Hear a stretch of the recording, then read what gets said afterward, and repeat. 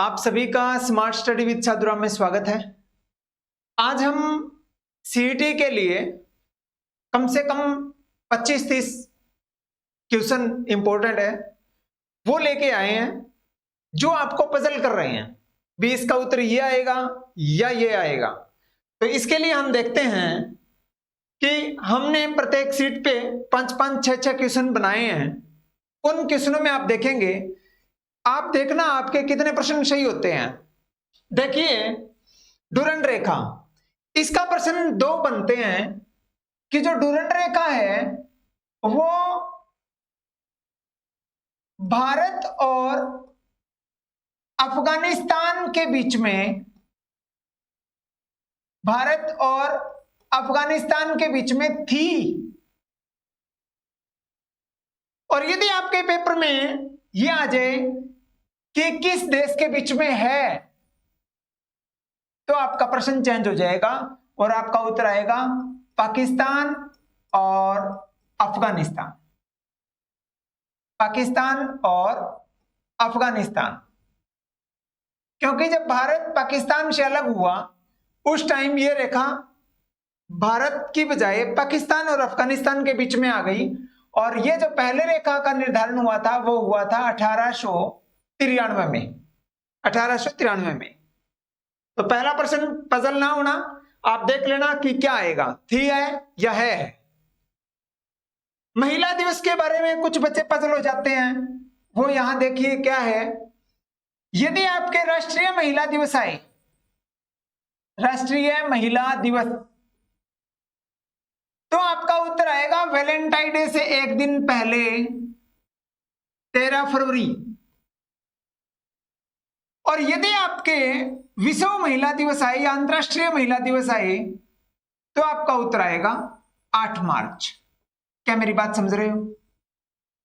अंतर देखिए, राष्ट्रीय महिला दिवस आए तो क्या उत्तर आएगा, अंतरराष्ट्रीय महिला दिवस आए तो उत्तर आपका क्या आएगा। अगला प्रश्न यहीं से मैंने उठाया है, पाक। पाक आते ही अधिकतर बच्चे भारत और पाकिस्तान उत्तर लगा देते हैं, पर ये तो जल संधि की बात कर रही है, पाक जल। अब ये ना सोचना ये डमरू है। पाक जल डमरू ये है भारत और श्रीलंका के मध्य जल संधि है। ये जो भारत और श्रीलंका को जोड़ रहा है उसको बोलेंगे पाक जल डमरू, भारत और श्रीलंका के मध्य। अगला प्रश्न, ये मैं भी यहां पर कुछ नया पढ़ के आया था। जेम्स स्कॉट और सैंडर्स, इसमें सोचने वाली बात क्या है मैं आपको बता देता हूं, कहीं आप पजल हो जाओ। प्रश्न यह था, आपको पता होगा कि साइमन कमीशन जब भारत आया तो इसमें 7 सदस्य थे और 7 के 7 अंग्रेज थे। क्या मेरी बात से समझ गए? Simon commission. और साइमन कमीशन का लाहौर में विरोध किया, और लाहौर में विरोध किया ना, तो लाला लाजपत राय ने विरोध किया। लाला लाजपत राय ने, ध्यान से समझना प्रश्न। साइमन कमीशन में 7 सदस्य थे, 7 के 7 अंग्रेज थे, और इन अंग्रेजों का और इस कमीशन का विरोध करने के लिए लाहौर में लाला लाजपत राय ने नेतृत्व किया या विरोध किया। तो जेम्स स्कॉट है वो लाहौर के एसपी हैं, सुप्रिटेंडेंट ऑफ पुलिस अधीक्षक है। इस जेम्स स्कॉट ने लाला लाजपत राय पर लाठीचार्ज के आदेश दे दिए। क्या दे दिए? लाठीचार्ज के आदेश दे दिए। कुछ समय बाद में इनकी मृत्यु हो गई। किसकी? लाला लाजपत राय की। भगत सिंह ने इनका बदला लेने की सोची। भगत सिंह कौन है? HSRA, Hindustan socialist Republican association. इन्होंने बदला लेने की कहीं सोची और मारना किसको था? जेम्स स्कॉट को। और मार किसको दिया? सैंडर्स को। इस सैंडर्स की हत्या के कारण भगत सिंह, राजगुरु, सुखदेव को फांसी दी गई 23 मार्च 1931 को। क्या मेरी बात समझ रहे हो? लाहौर का एसपी कौन था? James Scott. ऑर्डर किसने दिए? जेम्स स्कॉट ने। गलती से कौन मारा गया? सैंडर्स। क्या मेरी बात समझ रहे हो? कहीं आप प्रश्न गलत कर दो जेम्स स्कॉट और सैंडर्स का। अगला प्रश्न, भारत छोड़ो आंदोलन का नेतृत्व किसने किया? आपके ऑप्शन में आएगा गांधी जी ने किया, आपके ऑप्शन आएगा अबुल कलाम आजाद ने किया, आपके ऑप्शन आएगा पंडित जवाहरलाल नेहरू ने किया, आपके ऑप्शन आएगा उपर्युक्त सभी ने किया, या इनमें से कोई नहीं आएगा।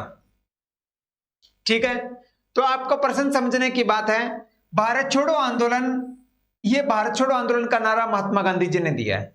इसका प्रस्ताव वर्धा बैठक में मंजूरी मिली कि भारत छोड़ो आंदोलन है वो गांधी जी के नेतृत्व में चलाएंगे। किसके नेतृत्व में? गांधी जी के नेतृत्व में चलाएंगे। पर गांधी जी को गिरफ्तार कर दिया और गिरफ्तार करके जेल में डाल दिया। गिरफ्तार करके जेल में डाल दिया तो नेतृत्व किसी ने नहीं किया। तो आपका प्रश्न आए कि भारत छोड़ो आंदोलन का नेतृत्व किसने किया, तो नेतृत्वहीन था।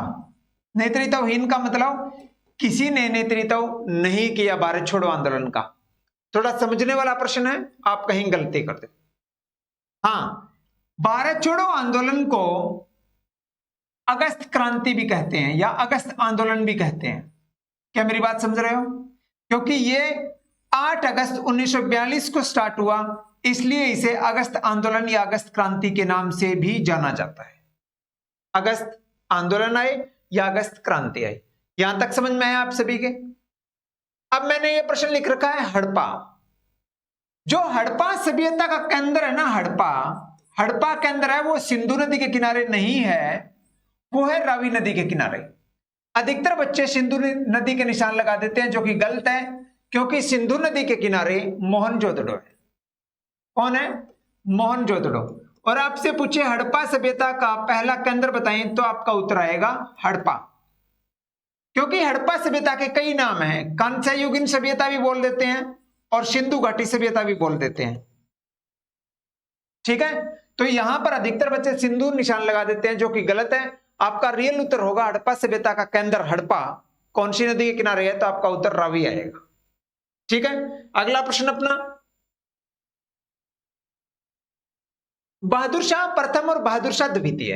देखो मुगलों के अंदर क्या होता था, जिस तरीके से अकबर फर्स्ट और आने वाली पीढ़ी में अकबर क्या होगा? सेकंड, उसके बाद क्या होगा? थर्ड, उसके बाद फोर्थ, यदि अकबर नाम किसी का आ गया तो। अब क्या है कि मुगल साम्राज्य की जो स्थापना है ना,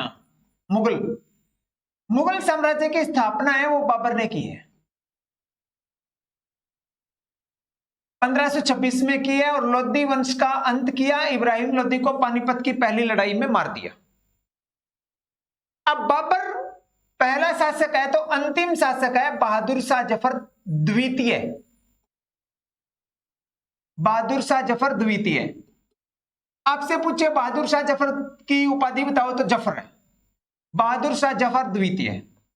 अब प्रश्न समझने वाला क्या है कि फर्स्ट और सेकंड में इतना अंतर है। आपके ऑप्शन आए बहादुर शाह प्रथम, बहादुर शाह द्वितीय, तो आप समझ जाना मुगलों का अंतिम शासक है वो बहादुर शाह द्वितीय है। और बहादुर शाह प्रथम के बारे में पढ़ोगे तो औरंगजेब के बाद और बहादुर शाह जफर द्वितीय से पहले आप बहादुर शाह प्रथम को पढ़ना पड़ेगा आपको। ठीक है, यह प्रश्न अपना शुद्ध अशुद्ध की दृष्टि से ये सारे के सारे गलत है। सही किस तरीके से करेंगे वो देखो। सही करेंगे, बारात नहीं होता बरात होता है, बरात। साए के बिंदी य के ऊपर लगेगी, सेक यहां नहीं लगेगी, आ के ऊपर। और अनुदित में अनु प्लस उदित इसकी संधि विच्छेद होती है, और संधि विच्छेद ये होती है तो छोटा ऊ और छोटा ऊ बड़ा ऊ हो जाता है, तो आपका उत्तर ये आएगा अनुदित, बड़े ऊ की मात्रा लगेगी। और अनाधिकार शब्द नहीं है, अन में अधिकार जोड़ दिया तो अनधिकार बन गया, और इसमें अन उपसर्ग है आधा, अन उपसर्ग पूरा नहीं है। थोड़ा समझने की बात है, थोड़ा समझने की बात है। आपके पेपर में अनाधिकार और अनधिकार आएगा, आपको शुद्ध छांटने की बात कहें तो ये सही है, और देखने में आपको ये कहेंगे कि ये सही है, जो कि ये गलत है। अगला प्रश्न अपना, आजाद हिंद फौज और शूरत अधिवेशन, अधिकतर बच्चों के प्रॉब्लम क्या होती है मैं आपको बता देता हूं। अधिकतर बच्चों के, मान लो आपके पेपर में आ जाए रास बिहारी बोस या घोष, तो समझने वाली बात है। यदि आपके आए आजाद हिंद फौज के संस्थापक बताओ, तो आपका उत्तर आएगा रास बिहारी बोस। और यदि आपके प्रश्न आए आजाद हिंद फौज का पुनर्गठन किसने किया, पुनर्गठन का मतलब एक बार बिखर गई सेना, उसके बाद में उस सेना को इकट्ठा किया, तो उसको बोलेंगे पुनर्गठन। वो आएगा सुभाष चंद्र बोस, सुभाष चंद्र बोस, बोस ही आएगा, बोस ही ये, सुभाष चंद्र बोस भी बोस है। अब यदि शूरत अधिवेशन की बात आई ना, तो आपका उत्तर आएगा रास बिहारी घोष, रास बिहारी घोष। शूरत अधिवेशन 1907 में हुआ था, जिसमें कांग्रेस के दो टुकड़े हो गए थे, एक का तो नरम दल है और एक गरम दल। गरम दल में आपने छोटी किताबों में भी पढ़ा होगा, छोटी क्लासों में भी, कि नरम दल में, गरम दल का मतलब था लाला लाजपत राय, लाल बाल पाल, लाला लाजपत राय, विपिन चंद्रपाल और बाल गंगाधर तिलक। ठीक है। अब ये जो अगला प्रश्न है, मांडुक्य उपनिषद और मुंडको उपनिषद, किससे रिलेटेड है प्रश्न? उपनिषद। ठीक है। अब ये दोनों अलग है, कहीं आपके पेपर में आ जाए और आप कहो कि ये और ये सहम है, नहीं है। मांडुक्य उपनिषद में तो जिक्र है सत्यम शिवम का, सत्यम शिवम सुंदरम, ये लो सत्यम शिवम। और मुंडको उपनिषद है ना, इसमें जिक्र है सत्यमेव जयते का, सत्यमेव जयते। आपके पेपर में आ जाए और आप कहो जी क्या हमारे को बताया नहीं, मैंने बता दिया है पहले ही, आप देख लेना अपना। मांडुक्य उपनिषद सबसे छोटा उपनिषद भी है। यदि आपसे पूछे उपनिषदों में सबसे छोटा बताओ तो मांडुक्य आएगा। मांडुक्य और मुंडको दोनों अलग अलग है। ठीक है। अगला प्रश्न अपना, अगला प्रश्न है राष्ट्रीय वाक्य और राष्ट्रीय नारा, ये भी अलग अलग है। राष्ट्रीय वाक्य तो है सत्यमेव जयते, जो कि हमने मुंडको उपनिषद से लिया है, सत्यमेव जयते। और राष्ट्रीय नारा है श्रमेव जयते। अंतर देखिए आप, नारा और वाक्य दोनों अलग अलग है, ध्यान से देखना अपना, कहीं आप गलत करके बैठ जाओ। राष्ट्रीय पंचांग, राष्ट्रीय पंचांग है शक संवत, और शक संवत है ना, वो 78 ईसा से स्टार्ट हुआ है, यहां ईसा पूर्व नहीं आएगा। और कई बार पेपरों में आ जाता है पहली शताब्दी, वो भी सही है, पर पहली शताब्दी ईसा पूर्व नहीं। ये किसने स्टार्ट किया था? एक कुषाण राजा था, और उस कुषाण राजा का नाम था कनिष्क। ठीक है। इसको संविधान ने मान्यता दी थी 22 मार्च 1957 को, संविधान ने मान्यता दी है। आपसे प्रश्न आए सामान्य वर्ष और लीप वर्ष, तो आपका उत्तर देखिए। यदि आपसे पूछे शक संवत सामान्य वर्ष में कब स्टार्ट होता है, तो आपका उत्तर यही आएगा 22 मार्च। लीप वर्ष का मतलब एक दिन का चक्कर पड़ गया, यहां एक दिन का चक्कर पड़ गया तो 21 मार्च आएगा। 23 मार्च नहीं आएगा, कहीं आप 23 मार्च के निशान लगा के बैठ जाओ। 21 मार्च आएगा, क्योंकि फरवरी पहले आई है, तो एक दिन यदि जनवरी होता तो यहां हम सोचते भी 23 आता, पर फरवरी तो पहले आ गई ना, तो इसलिए 21 मार्च आएगा, क्योंकि लीप वर्ष में 29 दिन होते हैं। अगला प्रश्न आपका,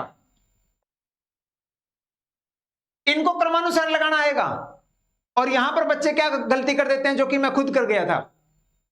वो देखिए, चोरा चोरी घटना सभी को पता है 1922 की है, 5 फरवरी 1922, और जलियांवाला बाग हत्याकांड है ना, वो 1919 का है, और स्वराज पार्टी है वो सभी को पता है 1923 की है, और बारडोली प्रस्ताव है ना, अधिकतर बच्चे क्या काम करेंगे, यहां पर 2 निशान लगाएंगे। कौन सा? कुछ बच्चे तो कहेंगे बारडोली सत्याग्रह 1928, कुछ बच्चों को पता ही नहीं है मेरी तरह। अब इसमें सोचने वाली बात क्या है, बारडोली प्रस्ताव 1922, आप कहोगे 22 तो ये और 22 ये है, ये तो बनया नहीं। मेरा कहने का मतलब ए लिख दिया मैंने, क्योंकि 1919 है ना, और डी भी लिख दिया मैंने, बी भी लिख दिया मैंने, और सी भी लिख दिया। तो आपका प्रश्न तो ये बनाना भी, इसमें अंतर बताओ जी आप हमारे को। बारडोली सत्याग्रह 1928 उत्तर आएगा, जहां पर वल्लभ भाई पटेल को सरदार की उपाधि दी थी बारडोली की महिलाओं ने, वो है 1928।